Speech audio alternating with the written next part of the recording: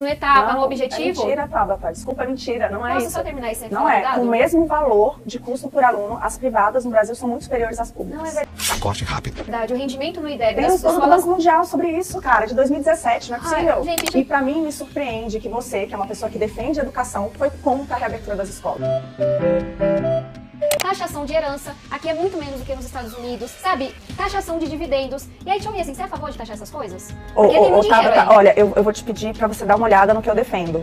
Corte rápido. Eu entendo o ponto da educação pública, mas aí o ponto que eu discordo é de que ela não precisa ser 100% estatal. E eu acho que demorou pra gente testar novas formas, né? O fracasso da educação não é de hoje, a gente triplicou os recursos que a gente gasta com a educação. Em relação à nossa renda, a gente é um dos países que mais gasta, então assim, definitivamente não é falta de recursos. Só pra você ter uma ideia, um aluno aqui na cidade de São Paulo custa no ensino fundamental mais de R$ 1.500 por mês. E eu vejo várias escolas particulares que com R$ 1.500 por mês vão ensinar muito mais que escolas públicas. Inclusive, quando a gente olha várias experiências, a gente gosta de falar, às vezes, do estado de bem-estar social e os nórdicos, e é onde mais existe hoje ensino, que é de escola privada, financiada pelo setor público, que são as chamadas bolsas. Você mesmo foi uma pessoa que com uma bolsa conseguiu, né, mudar a vida.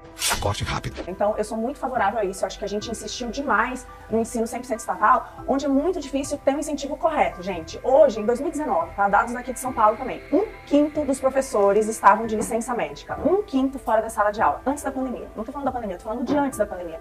Porque hoje em dia, infelizmente, no ensino que a gente tem estatal, você não tem como dar incentivo. Você, da maneira como é hoje, você não consegue demitir um professor que não vai dar aula, você não consegue premiar os bons, você não consegue fazer isso para um gestor, para um diretor de escola. Então, é muito complicado. Por mais que a gente regulamente a avaliação de desempenho, eu acho que isso é fundamental, o setor privado ele é muito mais capaz de dar os incentivos corretos do que o setor público. Isso que você está falando é tipo voucher, é isso? As escolas não ficaram fechadas por conta do governo X ou Y. As escolas ficaram fechadas porque a sociedade não viu as escolas como algo essencial. E para mim me surpreende que você, que é uma pessoa que defende a educação, foi contra a reabertura das escolas. Corte rápido. Várias escolas privadas conseguiram reabrir. Por que não dá bolsa para criança? Ah, não, mas a escola pública não tinha condições. Tá, então mais um motivo para você dar bolsa, porque a privada resolve e reabre. Se tá tão difícil assim implementar no público, por que não a gente fazer isso via iniciativa privada? Eu parto do princípio que cada indivíduo é completamente diferente, cada criança é completamente diferente, e por isso que não dá para ter um ensino completamente planificado igual para todo mundo. Então eu sou muito favorável a que a gente tenha isso, primeiro, que eu acho que é o ponto mais importante, liberdade de escolha, né? Essa ideia de que, pô, o pai sabe melhor o que é bom pro seu filho. Hoje em dia, gente, da maneira como tá no Brasil, não tem escolha. Se ele for sofrer bullying, se ele sofrer uma violência, se a escola tiver questão de drogas, de segurança, o pai não pode fazer nada. Aliás, ele nem pode tirar da escola, porque senão ele é preso, a criança não pode estar fora da escola. Então, assim, isso não dá nenhum direito da escolha. Por isso que tanto a questão da bolsa, quanto a questão de você contratar como é hoje em dia na maioria das creches aqui em São Paulo. Você contrata o setor privado para fazer a gestão, para prestar o serviço, e aí pode ter esses ganhos de escala e tudo isso. Essas duas formas, o que eu vejo com muito bons olhos, e que é o mais importante nisso tudo, é o pai ter e a criança o direito de escolha, de acordo com as suas funções. Por exemplo, quem é dislexo? Tem hoje em dia lei em relação a isso, mas as escolas públicas não estão preparadas. Mas eu não topo que a lógica do privado interfere em 3 áreas: saúde, segurança e educação. Não tô dizendo que não pode... Mas saúde já interfere muito. Corte rápido. Todo mundo aqui tem plano de saúde. Mas quando eu falo que não pode ser privatizado, é que tem que se garantir o público. Eu não sou contra Mas não é planos de saúde, garantido. escolas Nós não temos privadas. saúde garantida. Corte rápido. Eu não tenho saúde garantida. Se eu não pagar meu planinho de saúde lá, eu não vou ter saúde de qualidade. A gente tende a achar que tudo que é privado é bom. Não sei se vocês sabiam, mas não só a educação pública do Brasil fica abaixo da média do mundo, como a nossa educação privada é muito pior do que em outros países, e na média, uma escola privada no Brasil vai pior do que uma escola pública. É que as pessoas tendem a pensar na Avenues, no etapa, no objetivo. É mentira, Tabata. Desculpa, é mentira, não é Posso isso. só terminar esse Não é. dado? Com o mesmo valor de custo por aluno, as privadas no Brasil são muito superiores às públicas. Não é verdade. Corte rápido. O rendimento no IDEB Tem um das estudo do escolas... Banco Mundial sobre isso, cara, de 2017, não é possível. Gente, a gente não tá concordando nos fatos. Não, Eu não a sei se gente eu não tá pego o Google, concordando a nos pesquisa, fatos, mas a deixa eu gente tá terminar e aí concordando você nos devolve. fatos. Acho que essa é uma premissa básica pra gente dialogar. Com certeza. Então a gente está lendo o mesmo dado de maneira muito diferente, porque o que eu vejo é escolas hoje com o mesmo valor, as privadas são melhores. De fato, as escolas privadas no Brasil, comparada com outras do mundo, principalmente em países desenvolvidos, ficam aquém, mas a diferença entre privadas e públicas no Brasil é uma das maiores do mundo, as privadas infinitamente superiores às públicas, no geral. Os dados mostram isso. Você pega o PISA, abre. abre de diversas categorias e tem estudos que tentam comparar essas com o mesmo custo também. Então, eu discordo disso. Segundo, tudo bem, tem uma outra escola que sejam 400, mas isso está muito abaixo do custo médio por aluno no Brasil, que é muito acima disso. Então, assim, a gente está falando da média, a média não é bem essa. Em terceiro lugar, eu vejo que a gente está comparando com outros lugares do mundo, com certeza, mas em proporção à nossa renda, a gente gasta muito sim com educação. Não tem como. E você falou do Fundeb, e eu acho que um dos maiores retrocessos que já existiram na educação no Brasil nos últimos anos foi exatamente a aprovação do novo Fundeb e duas coisas que me preocupam muito. Uma foi a ampliação do gasto, que é obrigatório que seja dado para professores concursados de escola pública, que hoje em dia eu acho que esse é um grande problema da educação no Brasil, são os sindicatos de professores, sim, e a gente ampliou isso, passou de 60% do total do fundo para 70%. Isso inviabiliza hoje em dia se testar novas coisas, como as escolas comunitárias, a Charter School, que, como você falou, tem vários exemplos de sucesso no mundo, e também a ideia de se dar bolsa. Então, isso é uma coisa que constitucionalmente é possível, mas hoje em dia os recursos, que é graças ao Fundeb, que foram ampliados, vão fazer com que a gente continue amarrado a esse estilo totalmente estatal que não está funcionando. Hoje o custo por aluno no sistema público é muito acima disso. Posso apostar com você quanto você quiser. Ih, agora me pegou. Agora me pegou. O governo federal definiu um repasse mínimo anual de 4.677 para 2022. Mínimo, gente, por aluno. É o mínimo, isso aqui não é média, é o mínimo. Isso, hoje em dia, da forma como é utilizado o recurso dentro do sistema estatal, se o professor não for dar aula, ele não pode ser demitido, o que é uma loucura.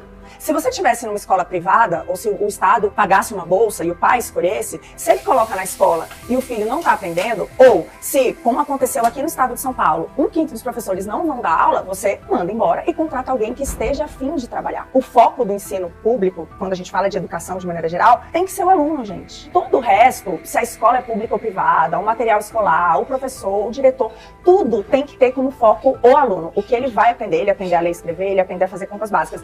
E hoje esse foco não existe. O que teve no governo, que eu diria assim, uma grande discussão que teve a nível federal, que foi, eu acho que uma das mais importantes, que foi parar no Congresso, foi exatamente essa. Vamos tornar educação uma atividade essencial? Essencial significa o quê? Ela tem prioridade na abertura? E você foi contra, Tabata.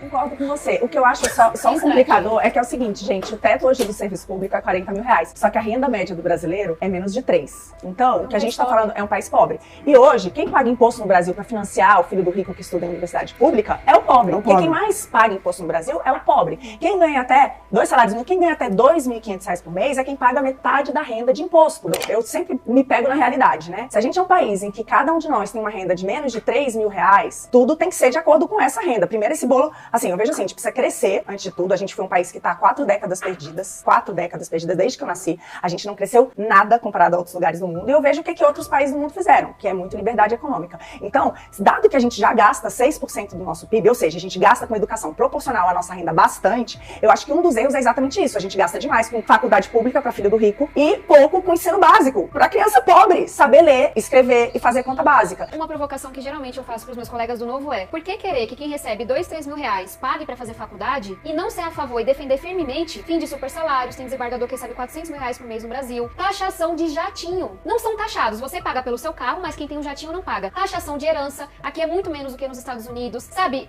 Taxação de dividendos. E aí, Tchau, assim, você é a favor de taxar essas coisas? Porque tem muito dinheiro aí. Olha, eu vou te pedir pra você dar uma olhada no que eu defendo. Corte rápido. Eu montei um movimento que chama Brasil Sem Privilégios, exatamente a favor do fim dos super salários. É exatamente isso. Hoje em dia, a elite do funcionalismo público ganha muito mais do que o teto de 40 mil reais por mês. O Estado vive pra assim. Hoje em dia, um parlamentar no Brasil custa 528 vezes a renda média do brasileiro, que não tem nenhum paralelo com nenhum outro lugar do mundo. Então, assim, eu não sei pra quem que você fala quando você se refere a isso, porque todo mundo, não consigo ver ninguém no Novo que seja a favor. Jatinho, Tabata, vamos lá. Eu fui trabalhar no Ministério da Economia numa pauta de privatização. E eu vou te falar o que me motivou. O que me motivou foi ver bilhões e bilhões do nosso dinheiro, do pobre, indo pagar empréstimo pra empresa grande, tá? O que me motiva, assim, é brigar contra um monte de subsídio que a gente tem. Então, tamo junto.